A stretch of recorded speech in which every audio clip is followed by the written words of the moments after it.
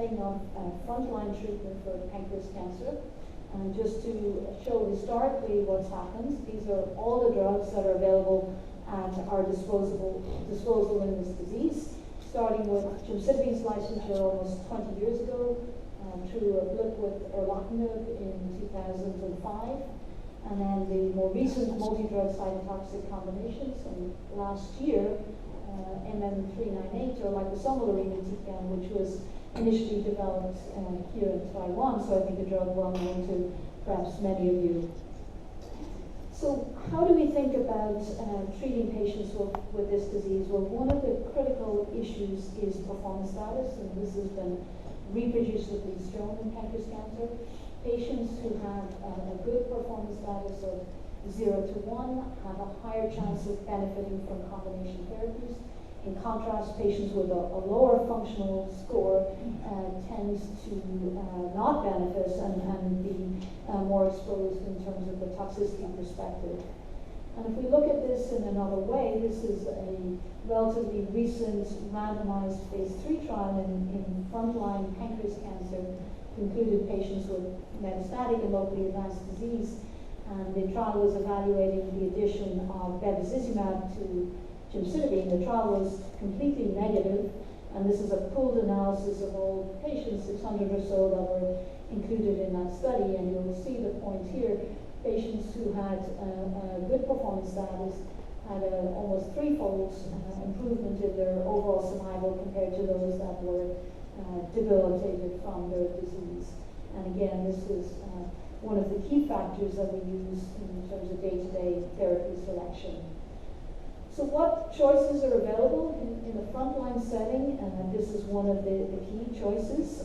FOLFIRINOX, or all our favorite drugs in GI oncology, 5-FU, oxaliplatin, and irinotecan. This was evaluated as combination compared to single-agent gemcitabine in patients with a good functional status. This trial has many distinctions, not least of all, it was stopped at an interim analysis not for futility, which has been the theme in pancreas cancer, but because of positivity. Just looking at the outcome, there was a highly statistically significant difference in median overall survival for the experimental arm, just under a year, compared to just under 7 months for single-agent gemcitabine, hazard ratio of 0.57. And that's led to FOLFIRINOX being integrated in metastatic disease and locally advanced, and now in neoadjuvant, and even being evaluated in the adjuvant setting in pancreas cancer.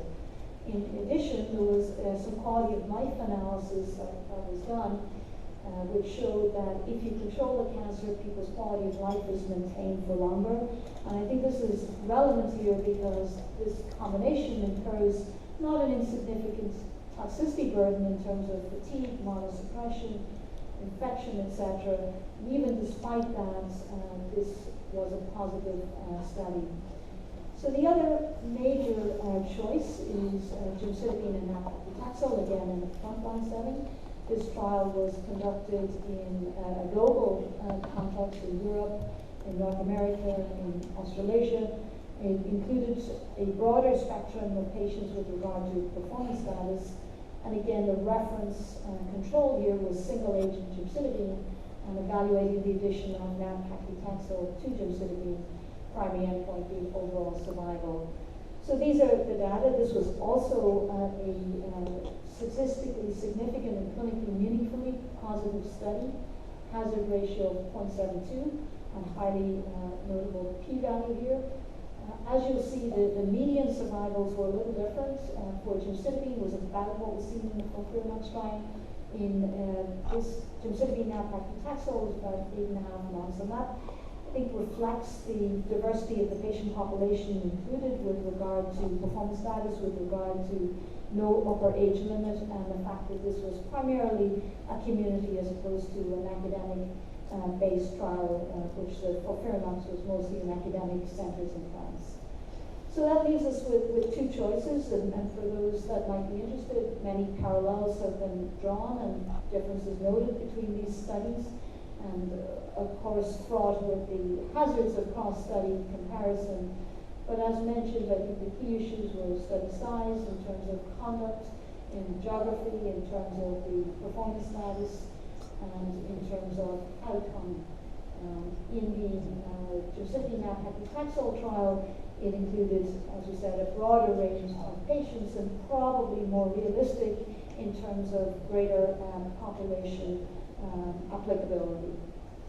So that leaves us with two choices without a clear way of deciding which option to use for these patients. But we've seen a marked increase in the use of gemcitabine and paclitaxel. It's a weekly schedule. It's easier to build on compared to FOLFIRINOX, and there's a clear regulatory path forward in terms of drug development. So this has become a mainstay of treatment, and that's relevant to our discussion, where we'll come on to ADI-PEG20 and its development in pancreas cancer in a moment. So these are just some of the factors to consider in terms of choices, comorbidities, issues of treatment sequencing, liver function, performance status, neuropathy considerations, and of course issues of patient preference, the infusion, Mediport requirement for FOLFIRINOX, or perhaps alopecia concerns with paclitaxel. So what's happening in second-line therapy in pancreas cancer? So for a number of years, we've had the use of oxaliplatin in this setting combined with 5-FU. There are two major studies, one published, one in press. Both lead to differing conclusions with regard to the value of oxaliplatin, one supporting, one suggesting that infusion of 5-FU trumps the addition of oxaliplatin. So I think that's an open question, but we use it pretty routinely in this disease. Irinotecan-based therapy has also been extensively looked at in pancreas cancer, and there's a lot of data, mostly single arm, non-randomized, although there's one small randomized study, but all supporting the fact that there is activity to irinotecan. And then most recently, as we mentioned, we have data from liposomal irinotecan, which has some pharmacologic attractiveness compared to its parent irinotecan with regard to heightened drug concentrations at tumor site and less levels of circulating SN38 receptor of the tumor. And that led to a randomized trial in a gemcitabine pre-treated setting, which supports the use of liposomal irinotecan combined with 5-FU compared to 5-FU. And this is now increasingly being integrated as part of practice in North America, and will be soon to be licensed in other parts of the world. So to sum up with regard to advanced pancreas cancer, we haven't spoken about this, but of note in terms of prognostication is whether patients have locally advanced or metastatic disease. About a third of patients will present with locally advanced disease. Two key frontline options for good performance status patients. Now an FDA-endorsed regimen in a second-line setting. And for patients who are not as fit, either single-agent gemcitabine or other gemcitabine-based combinations with capecitabine or erlotinib are choices. And for all, a big focus is clinical trials in this disease. So we haven't had the luxury of this in pancreas cancer as yet, but people are now talking about sequencing and thinking about what's used in frontline is going to impact on what's used in second line, and this is one algorithm that has been proposed. If you received gemcitabine-based therapy, frontline, liposomal irinotecan, 5-FU, second line. For those who receive 5-FU-based frontline, gemcitabine-based therapy in a second line setting. So I think more to come, and this will hopefully be expanded over time.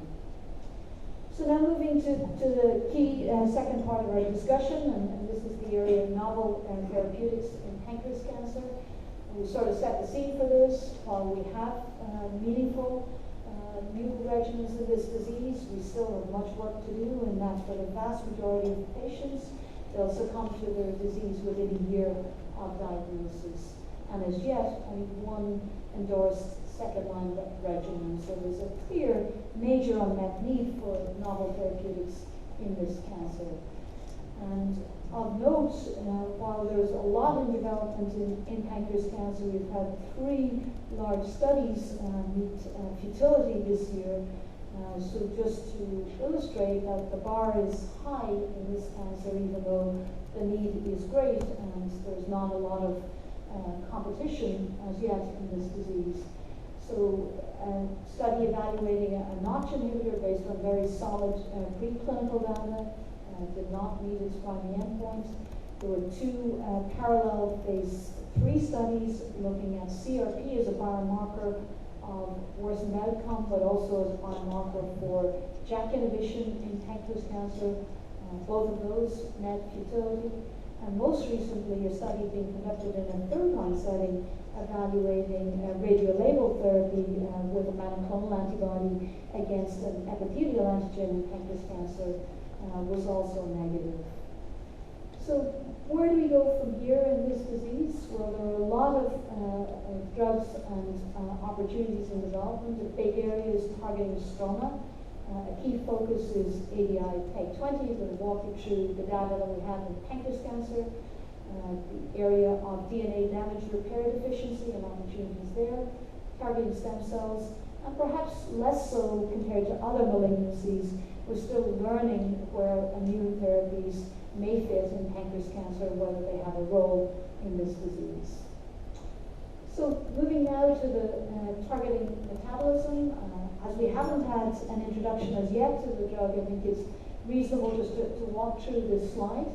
So just a reminder here that arginine is a semi-synthetic amino acid, and most human cells synthesize arginine from citrulline by the enzyme arginosuccinate synthetase, or ASS, which is critical with regard to ADI-PEG20. And we have various sources of precursors for arginine synthesis, including glutamine and choline. And we know that the arginine depleting enzyme hydrolyzes L-arginine to